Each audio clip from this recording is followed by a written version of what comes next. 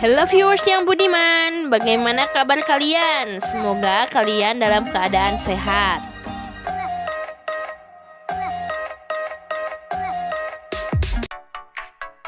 Sebelum kalian menonton video ini, jangan lupa tekan tombol subscribe-nya.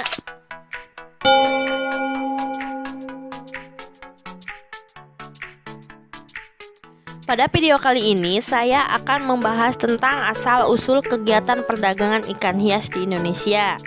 Tapi, sebelum ke pokok pembahasannya, saya mau tanya kepada kalian, apakah kalian sudah tahu kegiatan perdagangan ikan hias itu dimulai sejak kapan?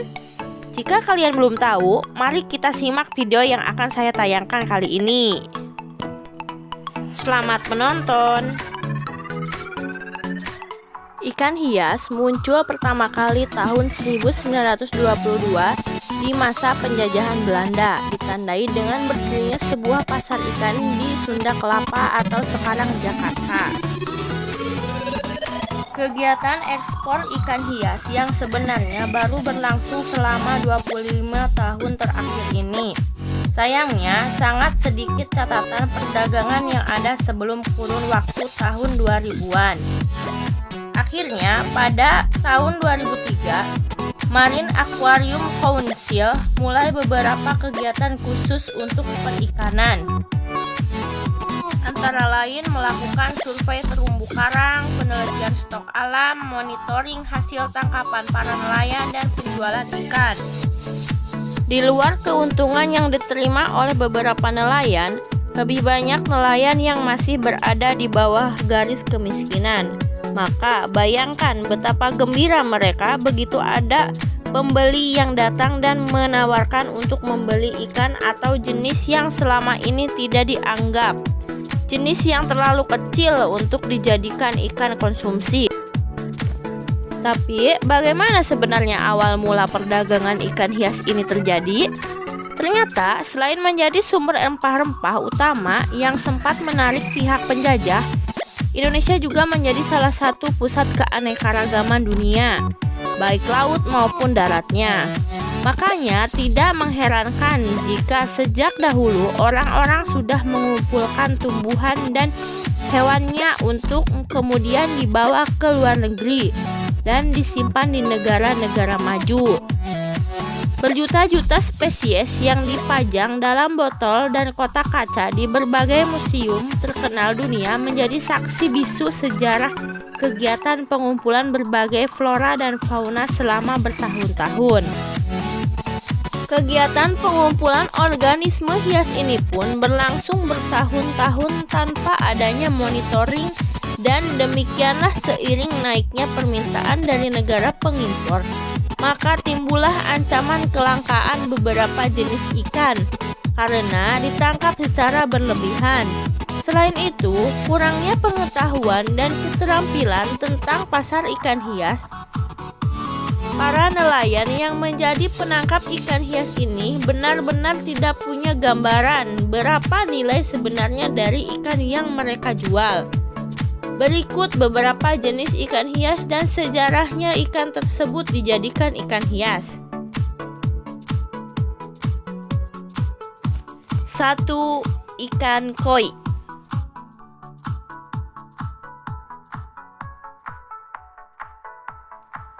Ikan koi termasuk ke dalam ikan dengan harga yang paling mahal dan disukai oleh banyak orang saat ini.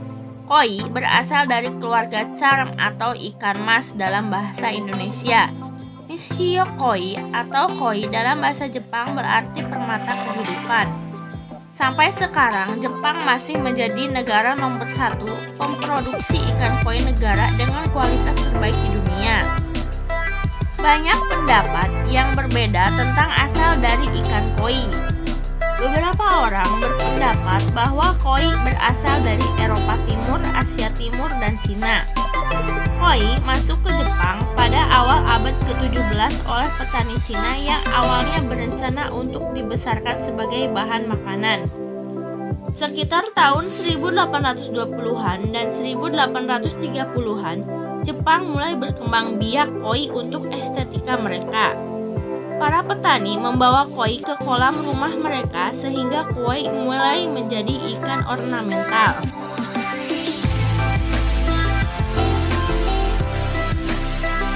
Dua, ikan diskus.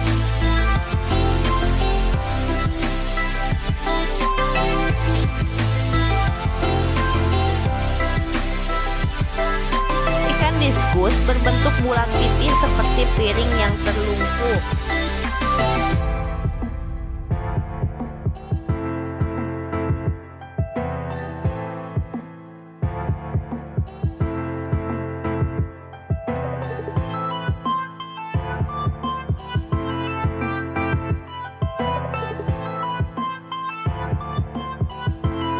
Ketiga, ikan cupang.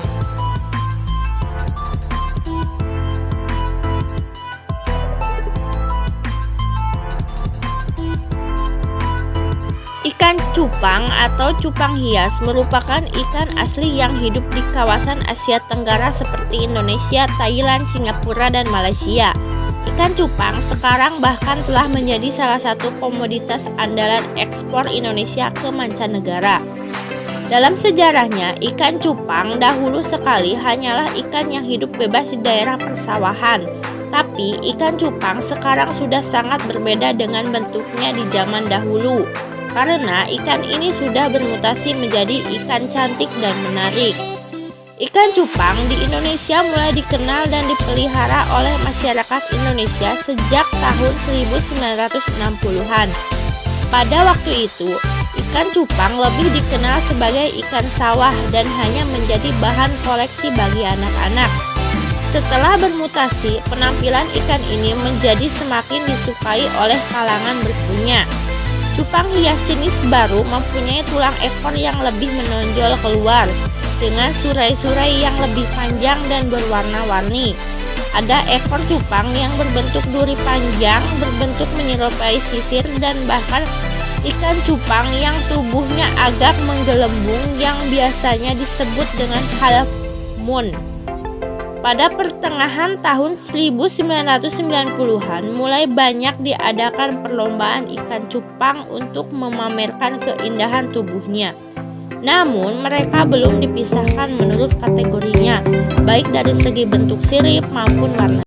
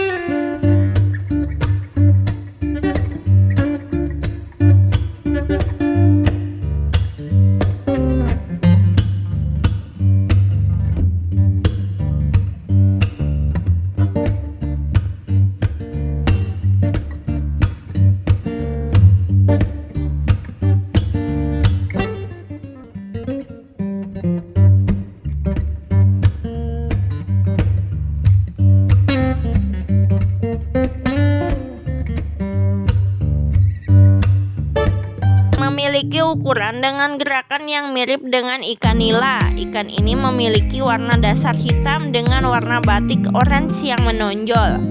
Ada pula yang albino atau putih pucat dengan garis total orange ataupun berwarna albino polos.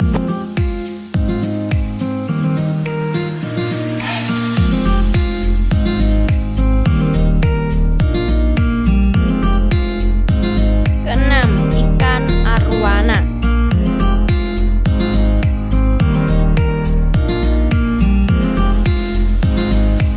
Ikan arwana memiliki banyak nama seperti ikan naga, ikan payang, ikan siluk, ikan silok, ikan kalikasa, kalasa, dan kayangan.